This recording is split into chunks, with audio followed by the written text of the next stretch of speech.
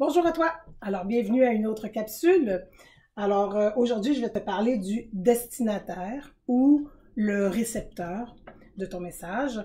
Donc, qu'est-ce qu'un destinataire? C'est quand même une notion qui est importante parce que quand j'écris, je veux savoir à qui, comme auteur, là, moi j'écris, là, je suis un auteur. Là. Même toi, quand tu écris des textes en classe, c'est ça être un auteur. C'est toi qui as donné l'information. Donc, à qui tu écris?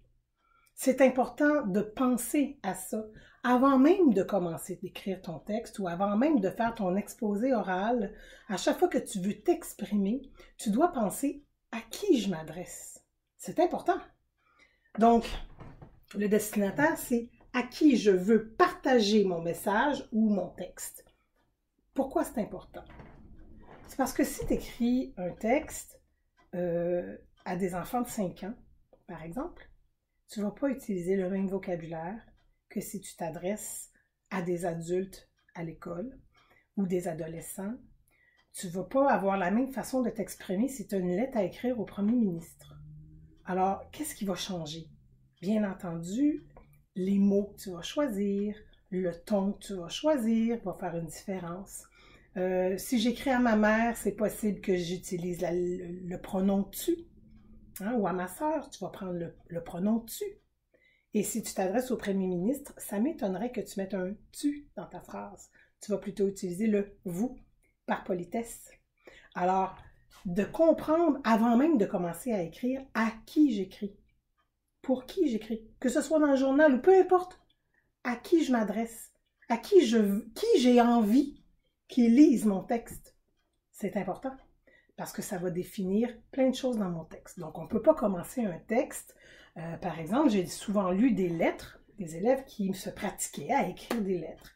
Et là, ils parlent « Comment vas-tu, mon ami? Moi, je vais bien. » Et à la fin du texte, c'est « Vous pourrez venir me voir.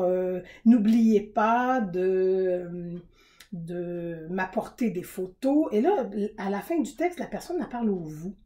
Mais nulle part, elle a mentionné qu'elle parle à deux personnes.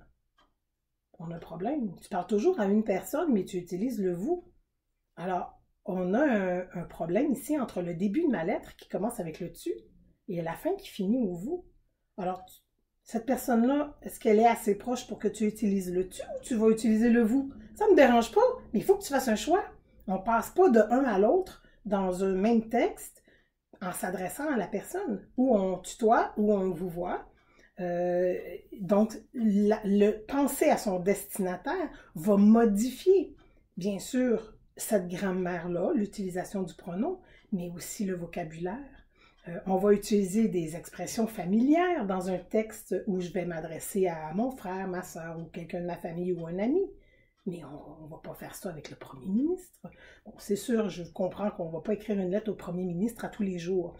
Mais il en reste que si tu dois écrire une lettre à ta compagnie de téléphone, à quelqu'un que tu ne connais pas ou à un futur employeur, il est évident que le choix de tes mots, le niveau de langue, parce qu'on appelle bien ça un niveau de langue, va être un niveau beaucoup plus recherché. Alors que si tu écris à un bon ami d'enfance, c'est possible que tu ailles avec un niveau de langue beaucoup plus familier. Alors, je te laisse sur ça. Alors, pense à ton destinataire lors de ta prochaine composition écrite. Au revoir, à la prochaine.